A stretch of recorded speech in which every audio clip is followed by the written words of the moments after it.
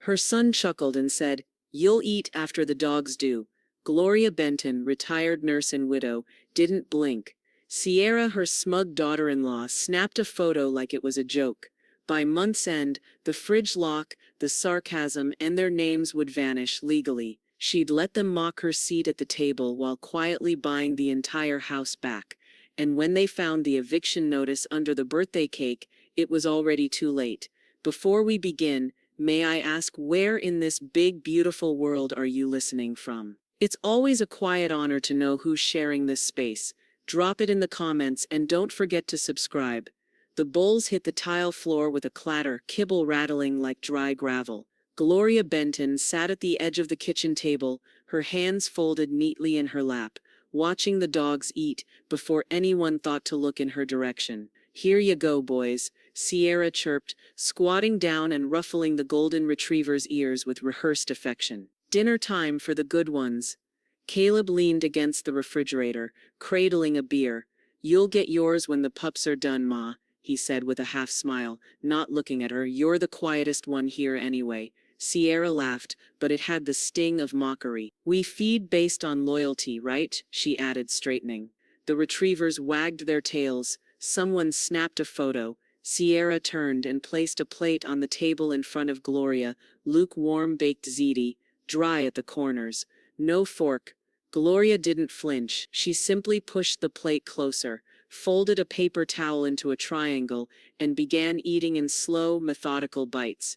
Across the room, Caleb was scrolling through his phone. Sierra chatted with someone on speaker about spa coupons. No one asked her how her day was. No one looked at her. When she finished, she stood without a word, took her plate to the sink, rinsed it, and placed it gently in the drying rack. A flicker of movement caught her eye. Lena, her granddaughter, was standing in the hallway, half shadowed by the archway. Their eyes met. A moment later, Gloria's phone buzzed in her cardigan pocket. She pulled it out, screen glowing. "Lena, you okay?" She typed back without hesitation. "Better than they think." She slid the phone away, then walked down the hall toward the garage, the guest room as Sierra liked to call it. The floor there was always a little colder. There were no pictures on the wall, no warmth in the lighting, just a stiff bedspread, an aging dresser, and a filing cabinet that hadn't been touched since her husband's funeral. Gloria knelt in front of the cabinet, her knees cracking gently. She slid open the bottom drawer with practiced care. The manila folders inside were labeled in blocky black ink: pension, wills, medical, and then one tucked in the back, slightly thicker than the rest: property files, deed original. She pulled it out and laid it across her lap. The paper smelled faintly of the leather folder it had been sealed in. Gloria ran her fingers over the raised notary seal on the deed, her name printed in clear, bold type: Gloria A. Benton, sole owner. Not Caleb, not Sierra, just. Outside, laughter drifted in through the floor vent. She could hear Sierra's voice carrying through the kitchen walls, retelling something Lena had said at school, twisting the story for laughs. Caleb barked out a fake belly laugh that bounced off the drywall like a slap. Gloria stared at the deed, then leaned forward and opened the side flap of the folder. Tucked behind the paperwork was a folded sticky note her husband had written before he passed. "Keep this safe, just in case they forget who built this house." Her lips pressed together, eyes hardening. She refolded the note and slid it back in place. From the corner of the room, a faint whimper came. One of the dogs was sniffing under her door, tail thumping once, twice, then fading away.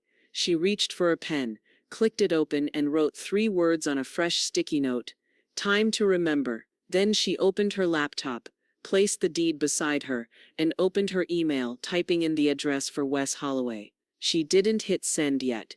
Not tonight. But she drafted the subject line: "Change of plans." Her finger hovered over the mouse as she heard footsteps above. Cabinet slammed. Caleb was probably reaching for another beer. Gloria shut the laptop, placed the deed gently back into the folder, and slid it under her pillow. The dogs barked upstairs, frantic, excited. She lay back slowly, eyes wide open, staring at the ceiling. And then, her phone buzzed again. "Lena, they're all upstairs. Want me to bring you something decent to eat?" Gloria smiled faintly, tapped a single word back. Soon. The sun hadn't quite burned off the early Texas haze when Gloria stepped outside, robe belted at the waist, a steaming mug of black coffee in her hand. The porch creaked beneath her slippers, wood swollen slightly from the humidity. The morning smelled like dew and cut grass, familiar but no longer hers. She moved down the front steps slowly, steady but deliberate, and walked the perimeter of the house. Her hand grazed the red brick siding as she moved. This was the house she and James had paid off in full by the time Caleb hit college. 40 years of saving, no handouts, no missed payments. She passed the garden bed, still choked with weeds, Sierra never cleared, and paused by the garage conversion window, the one Caleb had installed a blackout shade over for privacy. Privacy, from her. Gloria sipped the coffee and turned back toward the front yard. The realtor's sign from 3 years ago, the one they never took down, had been spray-painted over, a crude smiley face in faded orange. Just another thing they let decay, like the gutters, like the truth. Back inside, she sat at the tiny desk beside her bed and opened her laptop. A few clicks brought up her bank dashboard, every bill auto-paid, every expense neatly filed. Electricity, gas, water, trash, all still pulling from her account. Caleb's name wasn't on a single one. She scrolled further and found his last so-called contribution, a $200 Venmo payment, labeled for everything, thanks. It didn't even cover half the utility bill. The same alert chimed in her inbox. An Instagram tag. It's Sierra.Benton had posted a sepia-toned photo. Caleb at the head of the table, dogs lounging beneath, candles lit. Lena looked away from the camera. Gloria wasn't in it. Caption family dinner wondering grateful for the real ones.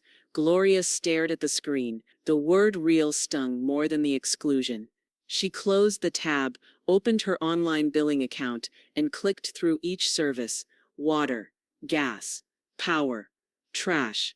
Cancel autopay. Cancel autopay. Cancel. The screen went blank with confirmation. Outside the window, a sprinkler clicked on across the street, misting Mrs. Delaney's roses. Gloria watched for a long moment before standing and slipping her folder into her purse. By 10:00 a.m., she was seated across from Wes Holloway in his quiet office downtown. The walls were lined with books, real law books, heavy, leather-bound, some cracked at the spines. The kind of place where silence meant decisions were being made. Wes adjusted his glasses. I reviewed the trust you and James drafted. We can activate the new version today, move the deed into it, and structure the terms to give you complete control.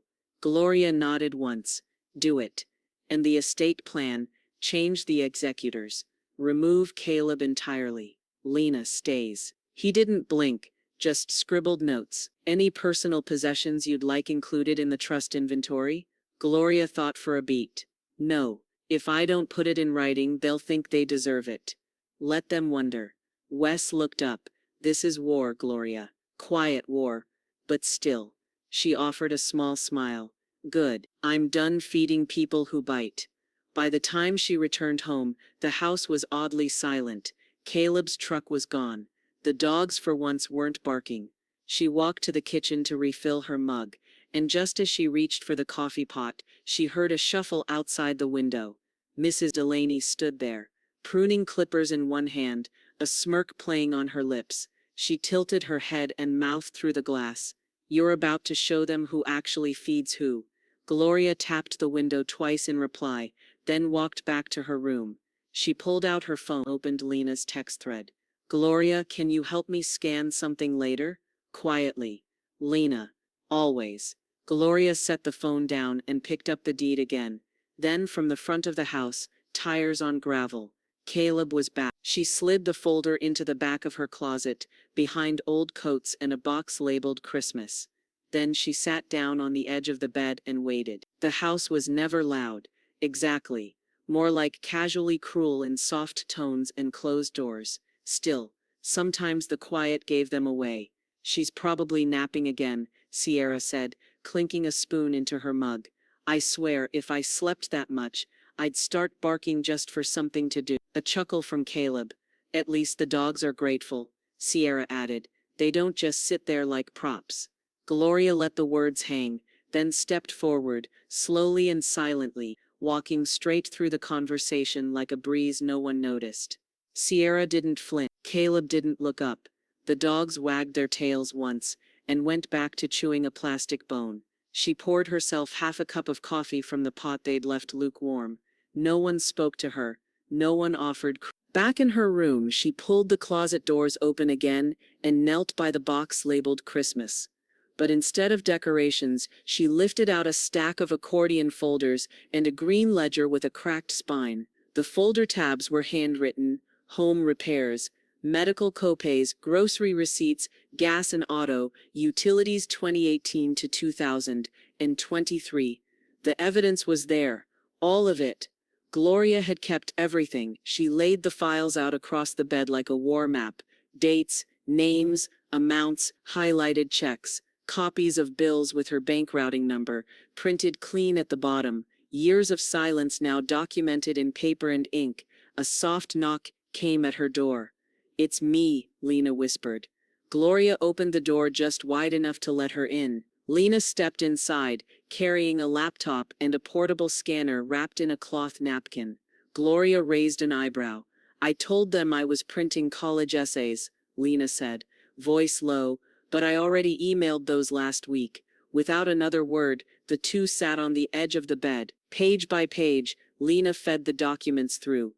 Gloria checked each scan before filing them into a digital folder labeled Benton House Records Maternal.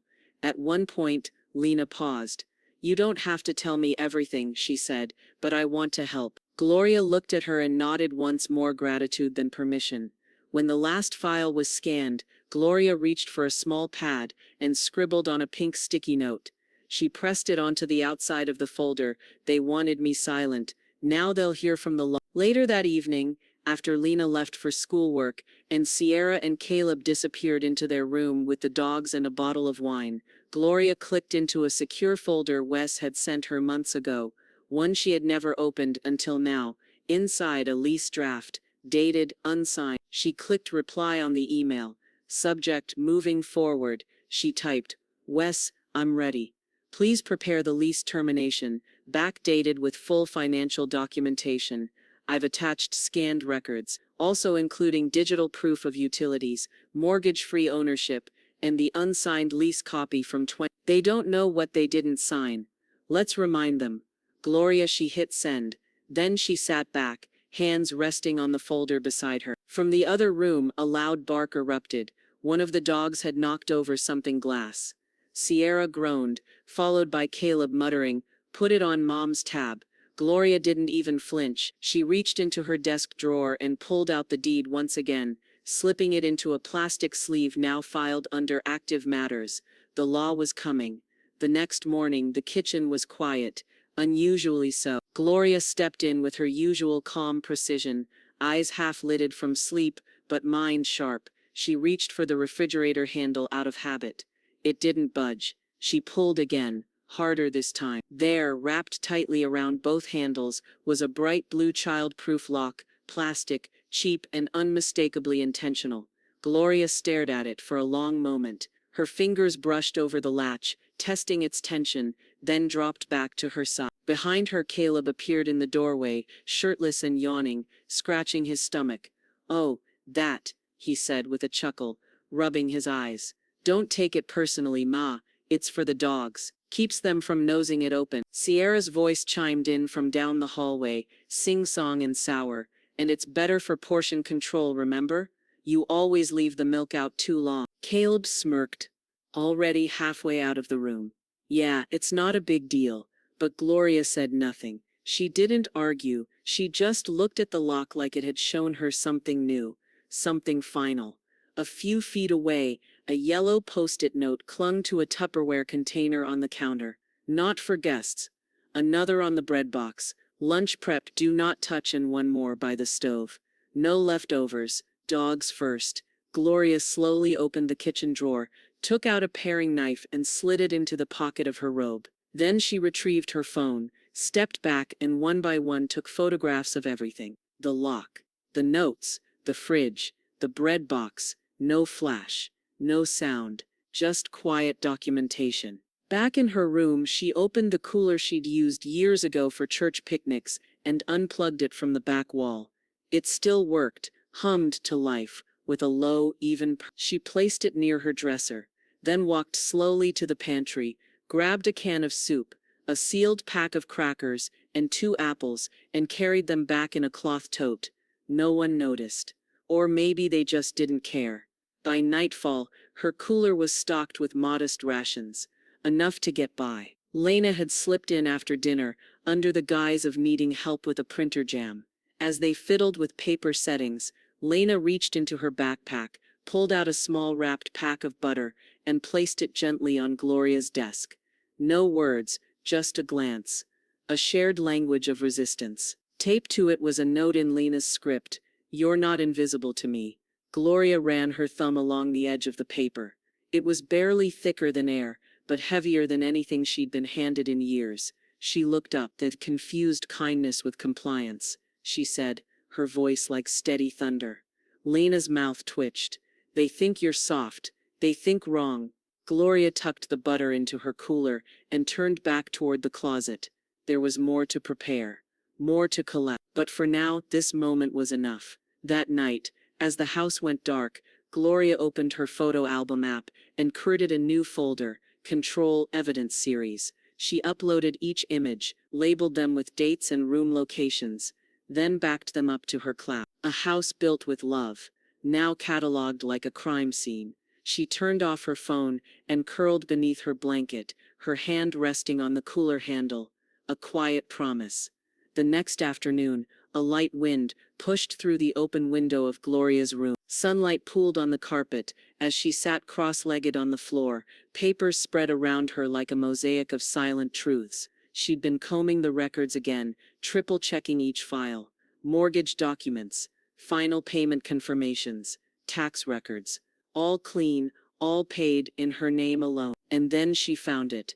Tucked between an envelope labeled Wes 2020 drafts and an outdated property tax invoice was a crisp unfolded lease agreement. Caleb and Sierra's names printed in her late husband's handwriting, lines neatly designated for signatures. But the signature lines were blank. Gloria leaned closer, heart steady, not racing, just sinking deeper into a kind of certainty that felt like a long-held breath, finally released. She flipped to the second page. Wiz had even highlighted the section, "Failure to sign or return this document within 30 days renders it void." And they never had. She stood slowly, retrieved her phone, and called Wes. He answered on the first ring. "I found the lease," she said. Blank. Dated. Unused. A pause. "You're sure?" "They never signed. Not a pen stroke." She heard him exhale on the other end. Then, "We move now." That evening, Wes sent her a draft of the formal 30-day eviction notice, complete with legal citations, digital timestamp, and the clause that made all the difference: no tenancy rights, no formal agreement, no legal defense. Gloria read every line twice before replying. Scheduled delivery for March 14, Sierra's birthday dinner, addressed to both. Wes didn't question it, just replied with confirmed. Mailed priority with delivery tracking, time-stamped copy attached. Gloria printed it, slid it into a red envelope, and tucked it in her drawer beside a copy of her trust documents. Her face didn't carry triumph, it carried closure, and a strange, clean ache. Later that night, Lena tapped quietly at her door. "I heard them talking," she whispered. "They're planning a whole dinner. Decorations, fake surprise, champagne, the works." Gloria nodded once. "Good." Lena hesitated, then stepped fully inside, her arms crossed tight. "If this goes how I think it might, can I come with you? Like if you leave. I don't want to be stuck here." Gloria looked up, studying her granddaughter's face, still so young, but already weathered by observation, by silence, by knowing too much too soon. "You shouldn't have to choose," Gloria said softly, "but if you do, I'll make room." Lena's voice caught. "I don't need much." "I know." Gloria said. That's why you deserve more. They didn't hug, but Lena sat down on the foot of the bed, and for a long moment, neither moved. The next morning, Gloria prepared a simple breakfast in her room: instant oatmeal, a banana from her cooler, and a spoon she'd labeled with a sticker. The house buzzed in the background. Sierra barking instructions about table linens, Caleb complaining about wine prices, dogs yapping as if on cue. She stayed quiet, stayed present, and waited. The day rolled on. Decorations went. A cheap happy birthday banner was taped over the fireplace. Gloria watched from the hallway as Caleb laughed too loud at his own story, and Sierra posed beside a stack of grocery store cakes for her Instagram story. Smile, babe, Sierra chirped, holding her wine high. Caleb wrapped an arm around her and held up a champagne flute. Gloria stepped forward, slipped the red envelope into the center of the gift pile, and walked calmly to the kitchen to refill her tea. No one noticed. Not yet. Back in her room, she opened her notebook and wrote a single sentence across a blank page. If they'd fed respect, they'd be staying. The smell of garlic bread and cheap white wine thickened the air. Gloria sat alone at the edge of the garage turned guest room, dressed in a soft navy sweater and charcoal slacks, the same outfit she wore the day James's will was finalized. She watched her clock tick to 6:42 p.m. Laughter echoed from the kitchen. The living room lights glowed too bright. Through the cracked door, she saw guests start to arrive. Neighbors, Sierra's yoga friend, Caleb's coworker. With the too loud voice, someone brought a chocolate cake from a bakery.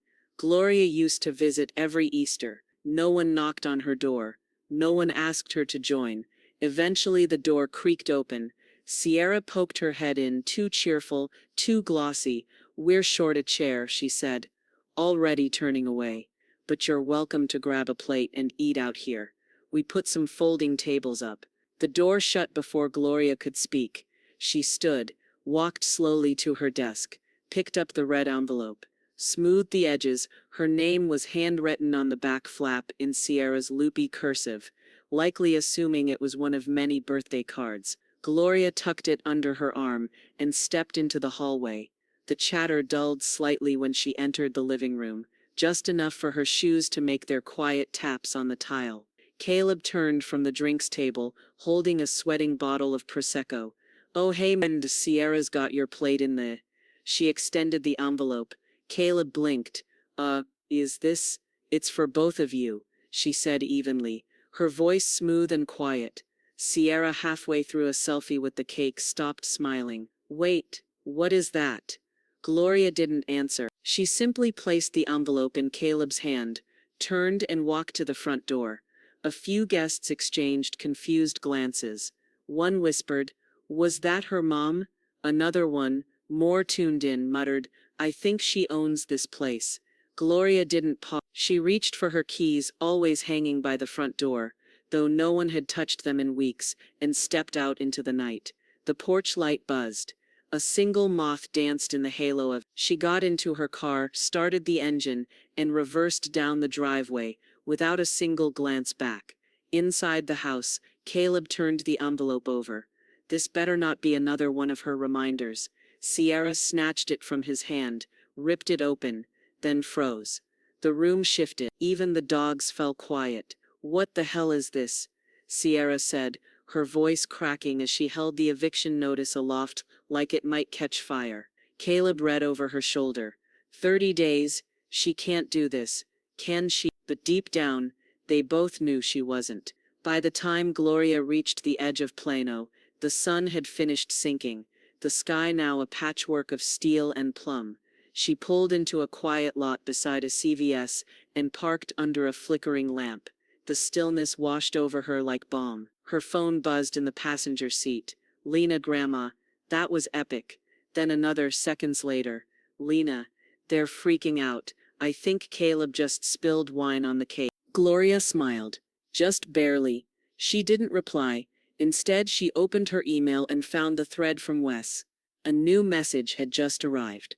"Wes, notice confirmed, delivered and timestamped. Official process has begun. Let me know if you want local representation in person. You're on firm ground." She clicked back to her photos. The fridge lock, the post-it notes, the financial scans, all safe, all in place. But it wasn't about safety anymore. It was about authority. She leaned her head back against the seat and closed her eyes. 2 days later, the house was a minefield of silence and slammed doors. Sierra had taken to stalking around barefoot, wine glass in hand at noon, muttering under her breath. Caleb hadn't spoken directly to Gloria since the dinner. Not a thank you, not a question, not even a barked insult, just grunts and slammed drawers. But silence wasn't absence. Gloria sat at her desk scrolling through her saved voice memos. She hadn't intended to record that night in early February, but her phone had been sitting in her coat pocket, screen unlocked, voice app still running from a church meeting earlier that day. The recording started soft, background noise, a clink of silverware, the scratch of dog nails on hardwood. Then, clear as glass, Caleb's voice, "She's a parasite, a freeloading fossil. I don't care if her name's on the goddamn roof tiles, this house runs because of us." A pause. "Let her sit in the dark for all I care. Maybe the dogs'll get more use out of her room than we do." The rage in his voice hadn't even been theatrical. It had been casual, natural, the kind of thing you say when you forget the person you're talking about can still bleed. Gloria listened to it twice. Then she forwarded the file to Wes with a short message. Character evidence. Time-stamped Feb 6, 10:38 p.m. Recorded in kitchen, confirm receipt. Wes replied within the hour. Received. Admissible. Filing restraining order paperwork preemptively. Protective clause, verbal hostility evidence and intent to intimidate. I'll attach the full declaration for your review. Gloria didn't reply. Just downloaded the draft and printed it out. Stapled, slid it into the folder marked enforcement. Outside, she heard the shrill bark of one of the dogs, followed by the ding of Sierra's phone. Probably another Instagram story. She stepped into the hallway, paused by the living room, and glanced at the screen on Sierra's phone, left carelessly unlocked on the ottoman. At Sierra.Benton, private story. Some people forget who fed them. Some people are about to learn. Gloria didn't flinch. Instead, she walked to the security panel by the front door. She keyed in the old code, 3194. The screen blinked green. Then she entered the admin settings and replaced it with a new sequence only she would remember, the date she first paid off the mortgage. She pressed enter. The panel chirped. Code accepted. Later that evening, as she stepped outside to water the stubborn rosemary bush near the porch, she saw Mrs. Delaney standing on her own lawn, garden gloves still on, watching with a knowing expression. "You heard?" Gloria asked, not even needing to say what. Mrs. Delaney smirked, brushing dirt from her hands. "They're not being subtle. Caleb barked something about lawyers and lunatics this morning. I pretended I was pruning the azaleas, my hearing's sharp as ever." Gloria turned the hose off, letting it coil neatly at her feet. "It's almost over. You fed the dogs," Mrs. Delaney said, eyes glittering. "Now let them chew on consequences." Gloria chuckled, a low, dry sound like wind through gravel. "Any regrets?" the older woman added. "No," Gloria said, "just proof." That night, after everyone else had gone to bed, Gloria walked the house once more, barefoot and quiet. She checked locks, tucked away copies of the notice in 3 separate drawers, changed the Wi-Fi password from her phone while standing in the dark kitchen. Then, in the silence, she listened to the tape one more time, not because she needed to, but to remember why this mattered. The moving truck pulled up at 9:06 a.m. sharp, white, unmarked and quiet enough not to draw the neighbors' attention. 2 men in plain navy polos stepped out, one holding a clipboard, the other already pulling on gloves. Gloria met them at the door, expression steady, folder in hand. Upstairs, master bedroom. Both closets full contents. Boxes go to the garage. "Everything?" the taller one asked. Gloria looked him in the eye. "Everything with their name. If it doesn't belong to them, it doesn't go." The men nodded and got to work. By 10:00, boxes lined the garage wall in neat rows, taped and labeled Sierra, shoes, Caleb, tools, Misk, bathroom, office, Unsorted, Gloria stepped back to the base of the stairs and pulled a folded piece of paper from her folder. Printed in bold at the top, formal notice of possession transfer, property to be cleared within 72 hours. She taped it directly to their bedroom door. Downstairs, the house was unusually still. Even the dogs were quiet, as if they knew. Not long after, Caleb stomped in through the garage, slamming the side door hard enough to shake the spice rack. "What the hell is this?" he shouted, waving the notice over his head like a flag. "You're throwing us out like garbage?" Gloria sat at the kitchen table, sipping coffee. She didn't flinch. "You want to ruin your own family over a few signatures?" Caleb took a step closer, his voice dropping into that bitter growl she'd learned to recognize years ago, the one he used when charm failed. "I helped run this house," he said. "You can't just erase that." Gloria reached calmly into her sweater pocket, pulled out her phone, tapped once and pressed play. Caleb's recorded voice filled the kitchen again, crystal clear. "She's a parasite, a freeloading fossil. Let her sit in the dark for all I care." Caleb's jaw worked, but no words came. She let the silence answer for her. He stormed back upstairs, cursing under his breath, the sound of drawers yanked open and boxes scraped across floors echoing behind him. By afternoon, Lena stood in the doorway, a duffel slung over her shoulder, earbuds wrapped around one hand. Her face looked older today, not tired, just done. "Is it okay if I come with you?" she asked. "I don't want to be here when it falls apart." Gloria nodded. "You already know where I'm going." "I packed light," Lena said. "Didn't feel right bringing things they gave me." "You brought the right thing," Gloria replied. "Yourself." They didn't make a show of the ex, just two quiet women stepping outside with resolve, instead of resentment. Lena helped close the garage door one last time, sealing in the rows of boxed-up entitlement.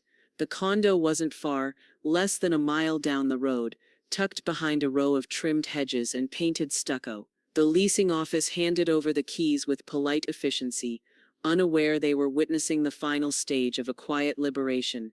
The unit smelled like new carpet and lemon oil. White walls. No photographs. No noise. Home for now. They unpacked little, just the essentials. A change of clothes, some toiletries, Gloria's folders. Lena claimed the smaller bedroom without hesitation, already plugging in her charger and texting her friend she'd made it. As the sun dipped behind the trees, Gloria returned to the old house one last time. She didn't enter, just opened the front door, stepped into the foyer, and walked straight to the kitchen counter. She pulled a printed sheet from her purse, a full-color copy of the property deed. Gloria A. Benton listed clearly as sole and rightful owner. At the bottom she'd scribbled one line in red ink: "You were only guests."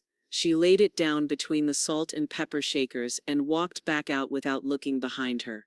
The realtor's handshake was firm, her blazer the color of polished espresso. Her name was Lee, mid-50s, well-spoken, and known locally for getting things done without fanfare.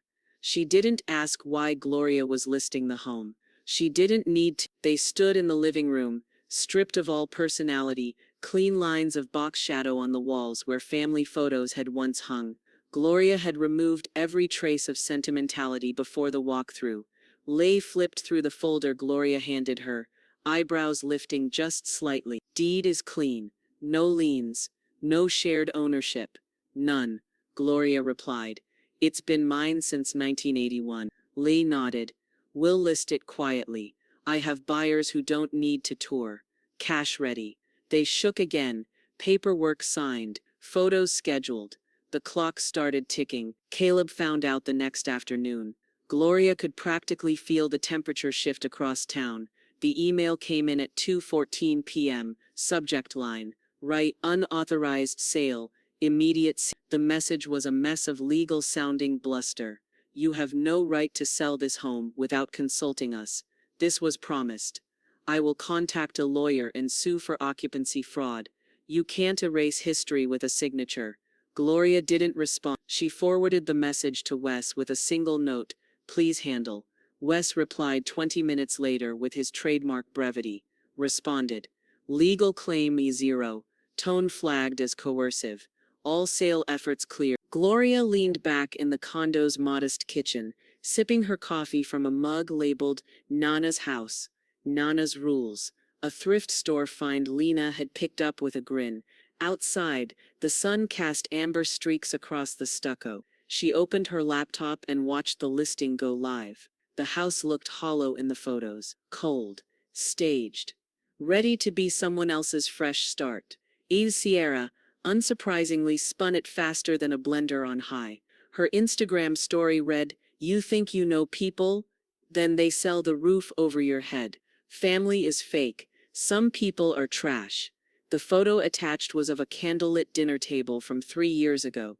The post backfired. Commenters turned fast. "Isn't that her house? Didn't you live with her for free? Girl, be serious." Sierra deleted the post within hours, but Gloria screenshotted it anyway. Evidence of narrative manipulation. The real narrative was unfolding quietly. That weekend, Gloria hosted tea at the condo for 3 women from her old neighborhood, Mrs. Delaney included, along with Dorothy Price from down the street and Irene Cho from the Senior Community Book Club. They sipped peppermint tea, passed around a plate of lemon squares, and sat on Gloria's new sofa with feet tucked beneath them like old friends at a slumber party. "I can breathe in here," Dorothy said, glancing around at the open windows. "Not just air, space." Gloria smiled gently. "That's the point." Lena popped in briefly, offered cookies, then retreated to her room, giving the ladies space but always near. On Monday morning, Lee called. "Cash offer. Full list price. No inspection. Buyer's in state and wants to close in 10 days. Gloria blinked. "Already? She doesn't want the story," Lee said. "Just the property." Retired nurse, oddly enough, said it felt like something built right. Gloria closed her eyes for a moment, absorbing that line. Built right. She accepted the offer without hesitation. Caleb yanked it from the lawn and threw it across the yard, the wooden post snapping in half on the driveway. Sierra screamed into a hand towel upstairs, her voice muffled, strangled. Gloria wasn't there to hear it. She was busy. Folding a note into an envelope marked forwarding address. Removed, she tucked it into the file for Wes. The condo smelled like lemon oil and possibility. Morning sunlight streamed through the clean sliding glass door that led to a modest patio framed with hedges. The complex was quiet, just the faint hum of distant lawnmowers and the occasional shuffle of mail carts. No barking, no yelling, no footsteps above their heads. It was a 2-bedroom, modestly furnished, but every inch of it felt untouched by bitterness. Gloria stood barefoot in the middle of the kitchen. Her kitchen. The tile under her feet was cool and clean, the walls freshly painted a soft eggshell. The granite countertop was just large enough for 2 mugs and a plate of tea. She set her mug down, real coffee this time, hot, not left out, and adjusted a framed photo she'd placed beside the sink. It was one of the few she'd brought. James grinning in his garden apron, holding up a cucumber with pride like it was a newborn. Lena patted in, sweatshirt sleeves pushed up, holding a cardboard box labeled photos and books in black Sharpie. "These all yours?" she asked, already setting them down gently on the couch. "Half are his," Gloria said, nodding to the photo. They worked in easy silence. Lena peeled back the tape and began stacking books on the shelves. Gloria had just mounted gardening encyclopedias, a cookbook with biscuit batter still clinging to the edge of one page, a slim novel Gloria had read 4 times, but never loaned out. From another box came the photo albums, thick, leather-bound, their spines worn smooth. Lena flipped one open, a picture of Gloria at age 40 in nurse's scrubs, holding Caleb as a toddler. Lena paused, then carefully slid the album onto the shelf. "You want these visible?" "I want them real," Gloria replied. "No edits, no pretending." Later that afternoon, Gloria stood at the front door with a tiny toolbox, clicking in a new deadbolt with calm precision. New locks, new rules. She changed the alarm code again. This one was simpler. Lena's birthday. Miss Delaney arrived around 4 with a bundt cake in a plastic cake dome and a bottle of sparkling water wrapped in a dish towel. "Condo warming gift," she said, stepping in like she'd lived there for years. They sat around the new table, a thrifted oak piece Lena had sanded herself, with delicate teacups and matching mismatched saucers. Irene and Dorothy joined them, both offering plants from their patios. Gloria placed a potted aloe in the kitchen window and a ceramic turtle on the bathroom shelf. They talked about books, bad knees, Lena's school prospects, and the weather. No one mentioned a house. No one mentioned Caleb. When the guests left, Gloria stood in the hallway with Lena, watching the door close with a soft click that sounded more like a sigh of relief than a farewell. "You good?" Lena asked.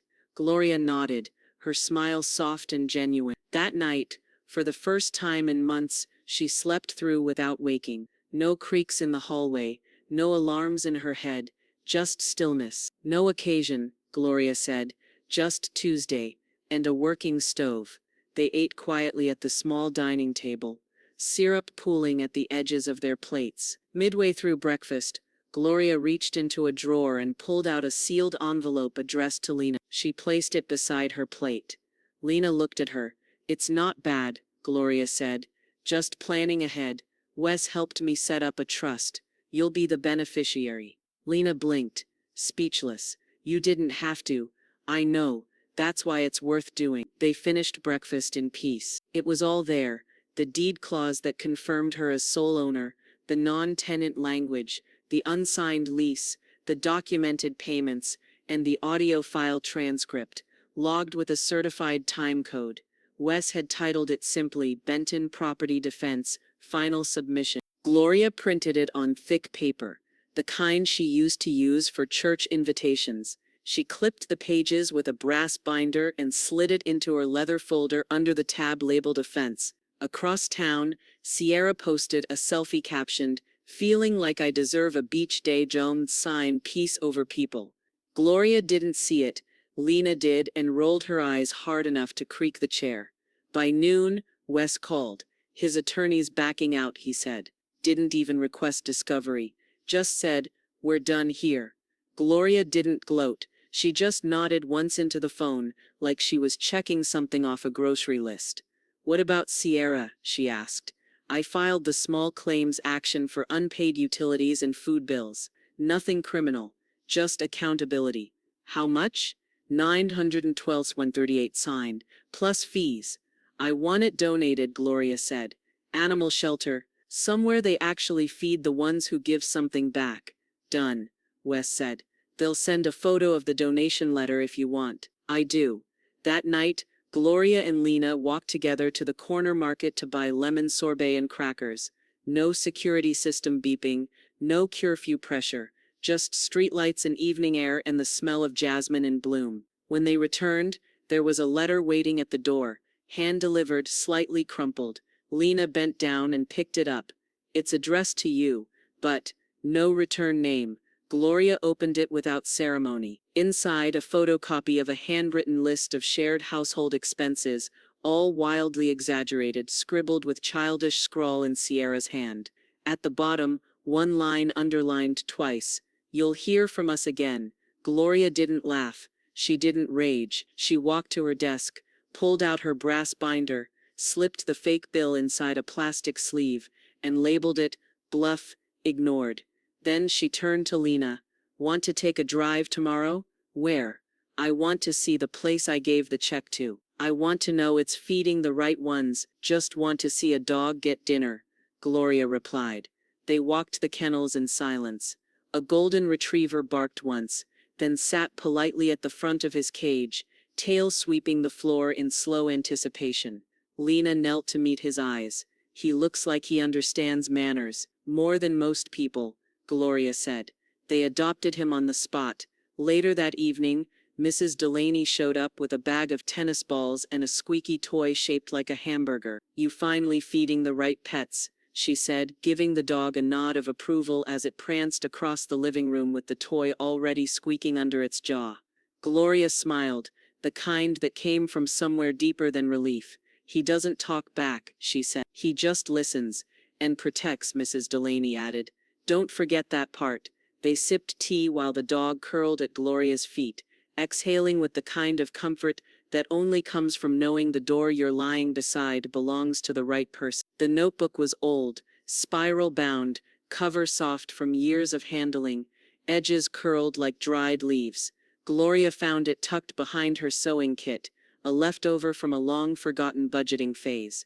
She didn't need it for bills now. She opened it to a fresh page, wrote the date in the corner, and at the top in blue pen, Gratitude Ledger. She drew a line down the center and labeled the columns, Given and Taken. The first name she wrote under Given was Lena's. She paused before writing it, not because she doubted it, but because it was so obvious it almost felt ceremonial. Then she wrote Mrs. Delaney, then Wes, then Irene and Dorothy, the T-circle. The taken side stayed sparse. She didn't need to write Sierra or Caleb. She just drew a long horizontal arrow under the column and let the white space do the talking. When she closed the notebook, she felt lighter. Not vindicated, not victorious, just understood. Later that week, Gloria pulled into the parking lot of the church she'd attended for decades, her old church, though the faces inside had turned over with time. She wore her Sunday blue and a tan cardigan with a small silver pin Lena had given her last Christmas. The building hadn't changed much.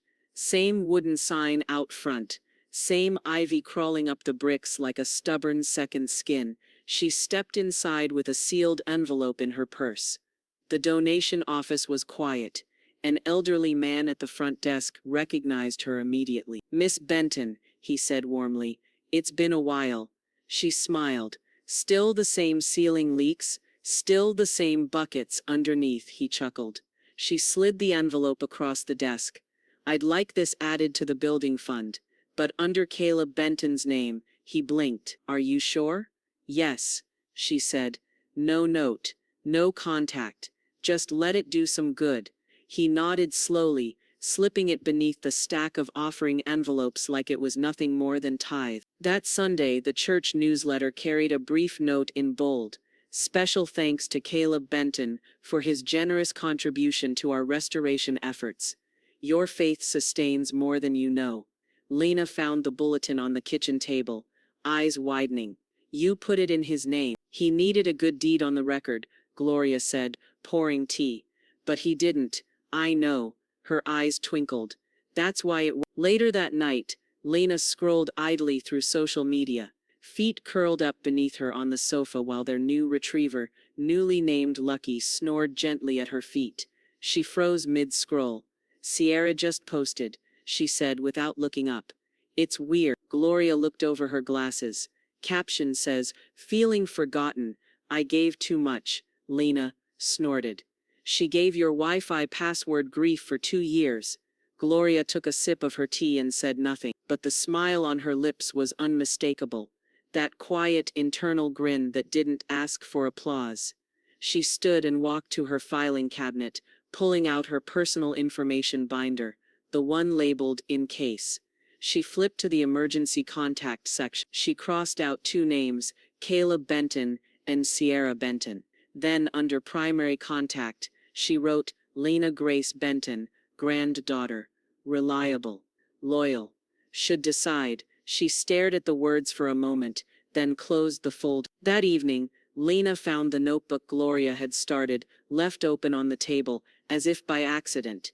She skimmed the column headers, eyes lingering on her name at the very top. No notes beside it, no conditions, just present. She didn't mention it. Just closed the notebook gently and tucked it beside the mail stack, where Gloria would find it later. The envelope was thick, hand-delivered by the mail carrier with a respectful nod and no small sense of intrigue. Inside, a letter from Wes and a padded pouch. Gloria sat at the dining table. Lucky curled at her feet as she read the formal confirmation. Per closing, all previous occupants have vacated the property. Ownership is uncontested, final and legally recorded as of this date. Her hands didn't tremble, they hadn't in weeks, but something in her chest did soften, just slightly, just enough. She opened the pouch. Out spilled a bundle of keys, bound together by a silver ring, each one neatly labeled in Sierra's handwriting. The irony didn't escape her. Garage. Front door. Master bedroom. She stared at them for a long time before placing them gently beside the original deed, which still lived in the leather folder, labeled Matters Settled. That evening, she and Lena returned to the house. It was empty, echoing, cleaned just enough to fulfill the basic agreement, but still haunted by a lifetime of overlooked meals and unspoken resentments. The air was still, stale in some rooms, almost judgmental in others, but this time, Gloria didn't flinch at the silence. She walked room to room with deliberate calm, unlocking each door, flipping each light switch, reclaiming, not remembering. When they reached the foyer, Lena pulled something from her tote bag, a simple wooden sign they had stenciled together 2 nights ago. It was painted a warm off-white, with black lettering that read, "This home was never yours." No dramatics, no punctuation, just truth, hung on 2 small nails above the old doorbell. As Lena stepped back to admire it, Gloria heard her phone buzz inside her coat pocket. She checked the screen, a voicemail. "Caleb." She played it on speaker, letting the sterile quiet of the house absorb every word. "You'll regret this," his voice spat. "This isn't over, Ma. You think this makes you the better person? You think it makes you strong? You just made enemies out of your own family." The message ended with the beep. Gloria stared at the phone, thumb hovering, then calmly hit delete and dropped it back into her coat. "I didn't make enemies," she said. "I just stopped pretending they were family." They stood in the doorway together, the wooden sign glowing faintly under the porch light, soft shadows gathering like respectful guests.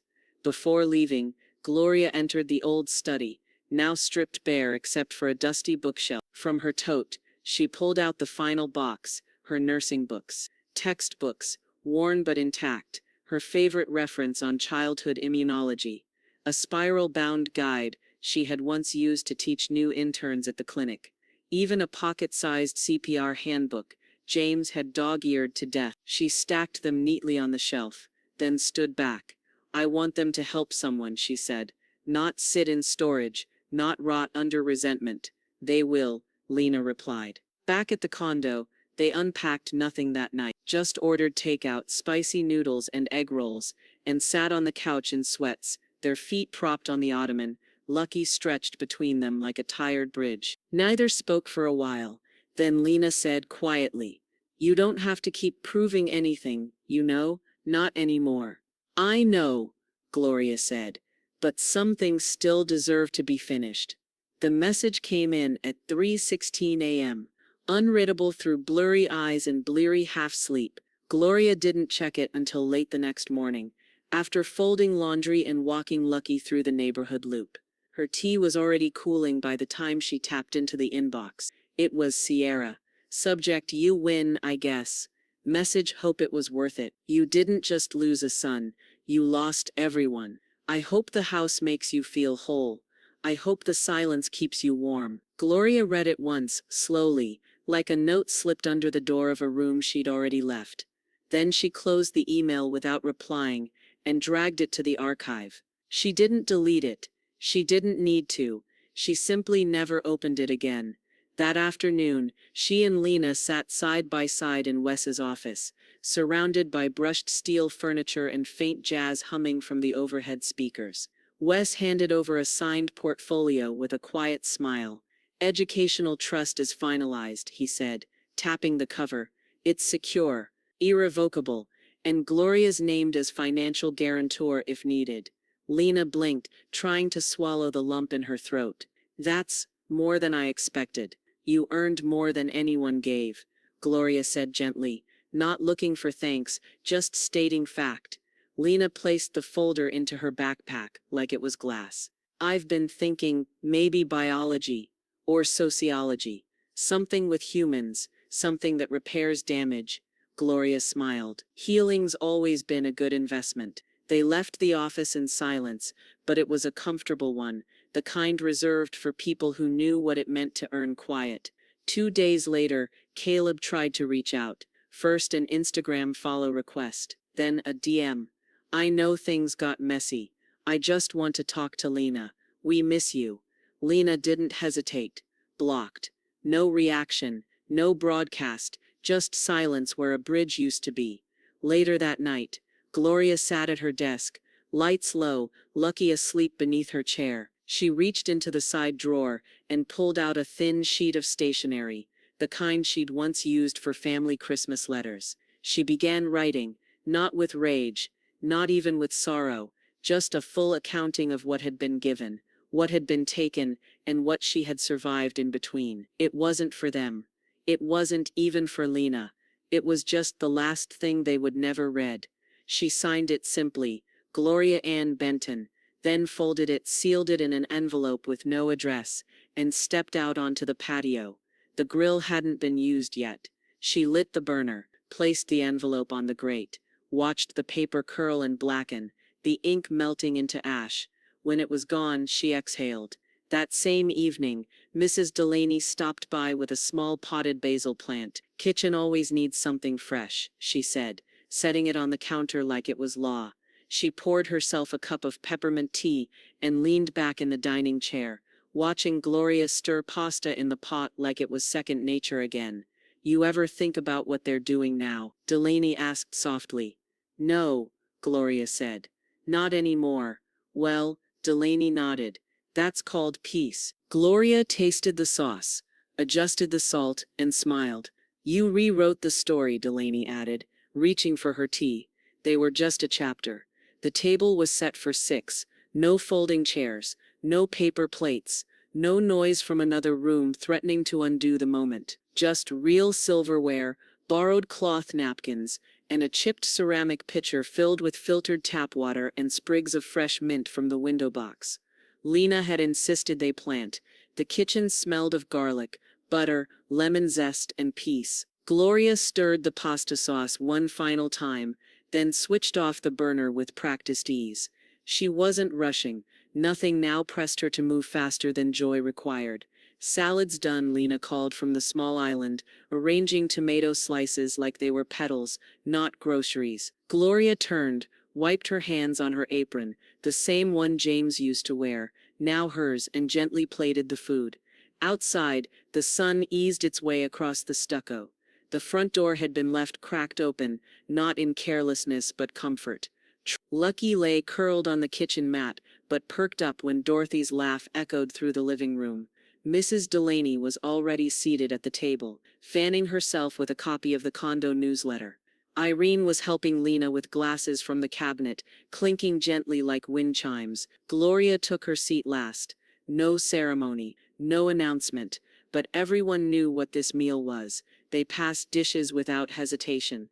The pasta, the salad, the garlic bread with too much butter, because Mrs. Delaney insisted. That's the point. There were no scraps tonight, no paper-thin slices reserved for guests, no cold leftovers waiting behind a locked fridge, just enough for everyone, and seconds. At one point, Lena stood, lifting her glass of iced tea. Her voice was steady, casual, but her words, like everything she'd learned from Gloria, carried weight. "To the woman who fed futures," she said, raising her glass slightly, "and starved entitlement." The table stilled for a beat. Then Gloria laughed, the full from the stomach kind, the kind Lena hadn't heard in years. Not just amusement, but release. Mrs. Delaney clapped twice. Dorothy muttered, "I'll drink to that," and took a long sip. As the meal wound down, the conversation turned. College planning, community garden sign-ups, Gloria's idea for a Sunday reading circle at the senior center. No one mentioned Caleb. No one mentioned Sierra. But hanging on the fridge, tucked just beside the list of Lena's scholarship deadlines and Lucky's vet appointment card, was a framed photo of Gloria, seated on the porch steps, sunlight in her hair, a brass plaque on her lap that read "Independent, Unbroken, Unbothered." She hadn't ordered the plaque, Lena had, but she kept it visible. As proof, Lucky, as if on cue, jumped up into her lap, tail thudding against her thigh, tongue warm and wild against her cheek. She didn't shoo him away. She scratched behind his ear and whispered something only he heard. Outside, the light shifted again, gold-laced with the earliest edge of dusk. Inside, the table sat messy now, in the best way, plates half empty, glasses dotted with condensation, breadcrumbs like confetti on a celebration that never needed an invitation. No performances, no apologies, no leftovers of guilt or doubt, just a real meal. At long last, Gloria looked around the table. These women, this girl, this dog, this home, and understood something final and solid, something that would never crack beneath someone else's voice again. She reached for her notebook later that night and scribbled one last line across the bottom of the gratitude ledger. They fed me last. I fed the future, and the past starved itself.